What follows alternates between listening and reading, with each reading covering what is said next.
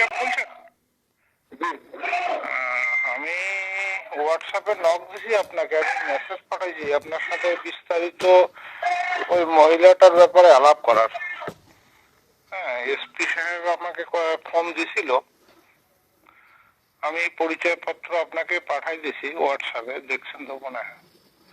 আমার নাম অরবিন্দ রায়, আমি মানবাধিকার কমিশন থেকে বলছি। আচ্ছা, ওই মহিলাটার ব্যাপারে একটু বিস্তারিত জানতে যাচ্ছি। হ্যাঁ, এবং কেজের কপিগুলো এসপি সাহেব পাঠাই দিয়েছে আমাকে, আমি একটু বিস্তারিত ঘটনাগুলো জানতে যাচ্ছি। উনি তো অতখানি মানে শুধু বললো যে একজনকে ধরা হচ্ছে, শাহিনকে না কাকে ধরছে মনে হয়, হাসানকে।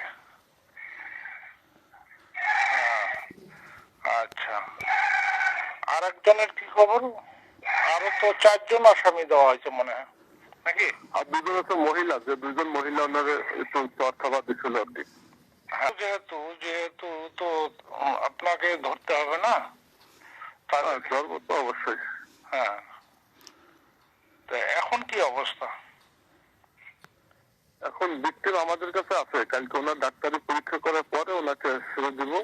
আচ্ছা, আর ওই মহিলা দুটো বাসায় নেই, মামলার পরে পলাতে যাচ্ছে, আশেপাশে আছে, লোকজন লাগাচ্ছে, হয়তো কালকে ধরে ফেলবো। আচ্ছা, ধরেন আর প্রায় দীর্ঘক্ষণ কথা হয়েছে। হ্যাঁ, এটার ব্যাপারে একটু করেন, একটু সেইভাবে সহযোগিতা করার চেষ্টা করেন। তখন এটা একটা একটা জঘন্যতম কাজ, মানে এটা সংখ্যালঘুদের দেশ থেকে বিতাড়িত করার জন্য এরা ওটা ওটা ওটা সঠিক না। এটা হচ্ছে ওনার বাসায় দুটো ছেলে নিয়ে আসছিল, মহিলার বাসায় দুটো ছেলে নিয়ে আসছিল। আর ওরাও ওই মহিলার, যেহেতু স্বামী নাই, ওই মহিলার পিছু পিছু ওরা লেগেছিল। অনেক অনেক দূরের শত্রুতা আছে, যে দোতলা বাড়িতে থাকে 1 নম্বর আসামির ভাইয়ের কাছ থেকে ওই বাড়িটা কিনা। এই সব সব মিলে একটা, আমি তথ্য পাইছি। আমি চাইছি ভিকটিমের সাথে কথা বলার, তা আমি ভিকটিমের নাম্বারটা বন্ধ পাইলাম, বুঝছেন?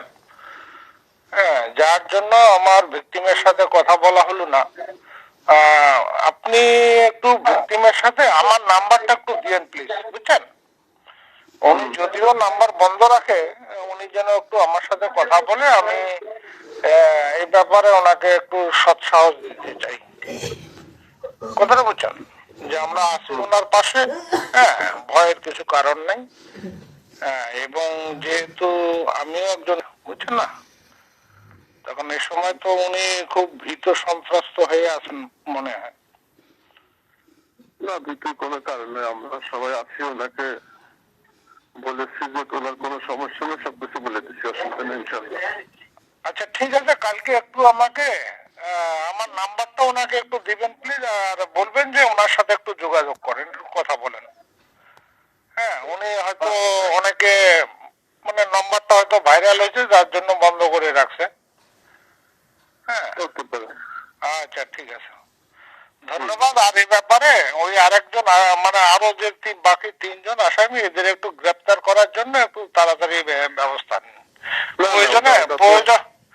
প্রয়োজনে আপনারা র্যাবের, আমরা যাদের সহযোগিতা নেবো, আমরা অলরেডি ওনাদের যে 1 নম্বর আসামি যে ছিল শাহিন, ওরও আমাকে ধরার জন্য অলরেডি পুরো গ্যাং ট্যাং লাগিয়ে গেছে, অসুবিধা নেই।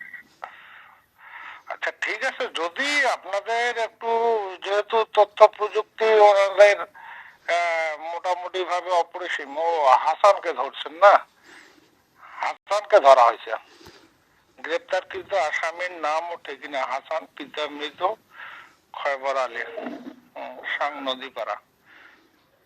আচ্ছা, না, ইনশাল্লাহ কোনো অসুবিধা নেই, আমরা বাকিগুলো ধরে ফেলবো।